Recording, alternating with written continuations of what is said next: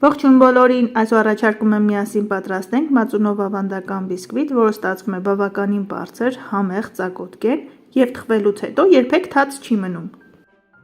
Ահա տեսեք, որքան բարձր, ծակոտկեն, փափուկ բիսկվիտ ենք պատրաստել։ Եթե դուք էլ հետևեք բոլոր խորհուրդներին և գաղտնիքներին, ապա ձեզ մոտ էլ պարտադիր կստացվի։ Շատ հաճախ գրում եք, որ մածունով բիսկվիտը ձեզ մոտ թխվելուց հետո թաց է մնում։ Եթե պատրաստեք այս բաղադրատոմսով, խնդրում եմ կիսվեք մեկնաբանությունների բաժնում ձեր կարծիքներով։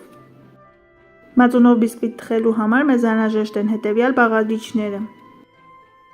Այս բաղադրատոմսը տարբերվում է մնացած բիսկվիթի բաղադրատոմսերից նրանով, որ մածունը նախքան խմորի մեջ ավելացնելը պետք է տաքացնենք։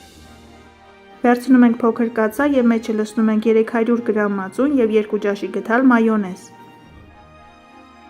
Ձեռքի հարիչով խառնում ենք մայոնեզը և մածունը, որպեսզի համասեռ զանգված ստացվի, և դնում ենք գազօջախին։ Անընդհատ խառնելով հասցնում ենք մինչև 45 աստիճան Ցելսիուս ջերմաստիճանի։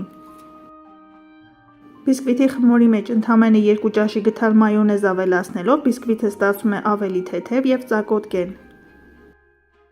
Առանձին տարայի մեջ հարում ենք 4 հավկիթ և 300 գրամ շաքարավազ, մինչև ծավալը մեծանա 2,5-ից 3 անգամ։ Եթե բիսկվիթը շատ քաղցր եք սիրում, ապա կարող եք շաքարավազի չափը մի փոքր ավելացնել։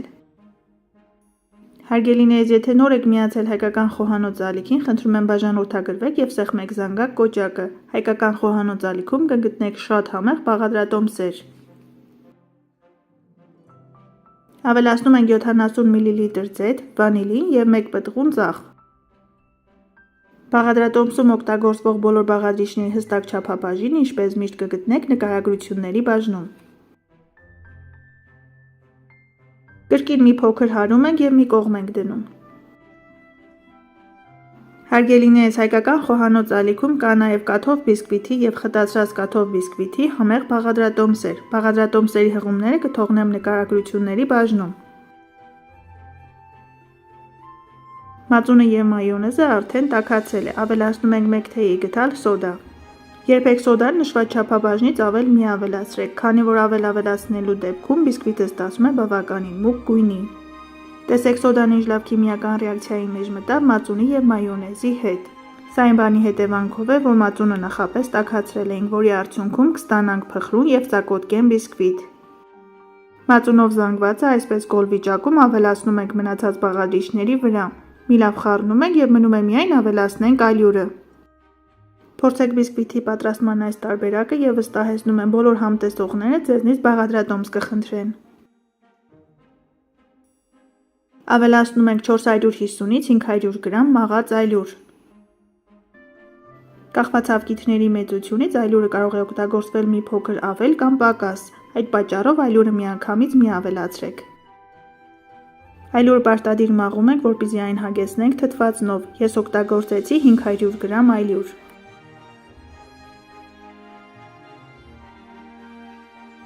Պետք է ստանանք նման խտություն ունեցող թույլ խմոր։ Նախապես ջեռոցը տաքացնում ենք 180 աստիճան, ջեռոցի տապակի վրա յուղաթուղթ ենք փռում և ավելացնում ենք խմորը։ Բիսկվիթը թխում ենք մինչև գեղեցիկ կարմրի։ Բիսկվիթի պատրաստ լինելը ստուգում ենք փայտիկի օգնությամբ։ Եթե փայտիկը չոր է մնում, ապա բիսկվիթը պատրաստ է։ Դե ինչ հարգելիներս, ահա ևս մեկ բիսկվիթի պատրաստման իդեալական բաղադրատոմս։ Դուք էլ պատրաստեք այս եղանակով, եղեք առողջ և օրհնված։ Ցտեսություն, կհանդիպենք հաջորդ տեսանյութերում։